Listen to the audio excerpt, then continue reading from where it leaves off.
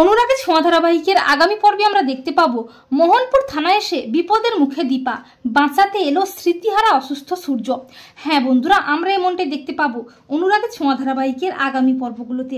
দীপাকে মোহনপুরেরই একজন টোটো চালক মোহনপুর থানায় নিয়ে আসে। অপরদিকে অসুস্থ সূর্যকে আবারও মানসিক স্বাস্থ্যকেন্দ্রে নিয়ে যাওয়া হয়। সূর্য প্রচন্ড খেপে যায়, কোনো মতেই শান্ত করতে পারে না ডক্টরেরা। ডক্টর সূর্যকে একটা ঘুমের ইঞ্জেকশন দিয়ে ঘুম পাড়িয়ে দেয়। অপরদিকে সন্ত্রাসীরা হন্য হয়ে সূর্যকে খুঁজতে থাকে। সূর্যকে না পেয়ে সন্ত্রাসীরা তিস্তাকে রাস্তায় ঘেরাও করে।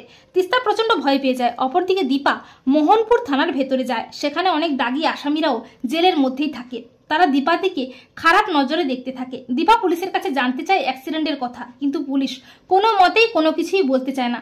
পুলিশ জানায় মোহনপুরের অবস্থা খুব একটা ভালো নয়, কয়েকদিন হলো একটা অস্ত্র পাচারকারী দল ধরা পড়েছে। তা শুনে দীপা প্রচন্ড ভয় করতে থাকে। দীপা মনে মনে ভাবে এখানে আবার কোন বিপদ ওত পেতে আছে কে জানে।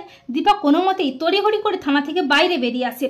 থানা থেকে বেরিয়ে আসা মাত্রই সন্ত্রাসী দল দীপাকে ঘেরাও করে, এমনকি সোনারূপা দিকেও বন্দুক তাক করে। দীপা ও সোনারূপা প্রচন্ড ভয় পেয়ে যায়। সন্ত্রাসীরা দীপাকে বলে যে ডক্টর সূর্য সেনগুপ্ত কোথায় আছে বলে ফেলুন, না হলে এখানে সব কটাকে শেষ করে ফেলবো। তখন দীপা বুঝতে পারে এরা ডাক্তারবাবুকে খুঁজছে। দীপা বলে যে বিশ্বাস করুন, আমি জানি না উনি কোথায় আছেন, আমি ওনাকেই খুঁজতে মোহনপুরে এসেছি। কিন্তু সন্ত্রাসীরা কোনো মতেই দীপার কোনো কথাই শুনতে চায় না। অপরদিকে সূর্যের ঘুম ভেঙে যায়। সূর্য চিৎকার করে বলে ওরা শেষ করে দেবে, সবাইকে মেরে ফেলবে, কাউকে ছাড়বে না, আমাকে এক্ষুনি যেতেই হবে, বড় বিপদ।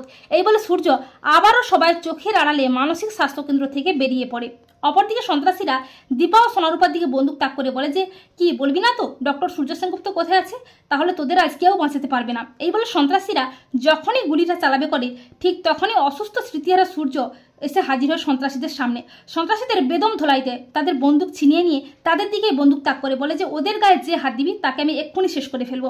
আর সন্ত্রাসীরা সূর্যের এই ভয়ঙ্কর রূপ দেখে সেখান থেকে পালিয়ে যায়। আর দীপা সূর্যকে দেখে অবাক হয়ে যায়। দীপা বলে ডাক্তারবাবু, কিন্তু সূর্য দীপাকে চিনতেই পারে না। এরপর আবারও মানসিক স্বাস্থ্যকেন্দ্র থেকে লোক এসে সূর্যকে নিয়ে যায়। তো বন্ধুরা, তোমরা এটাই চাও তো যে স্মৃতিহারা সূর্য যেন নিজের অজান্তে এভাবেই স্ত্রী সন্তানদের বিপদ থেকে রক্ষা করে? কমেন্ট করে জানিয়ে দাও তোমাদের মতামতটি।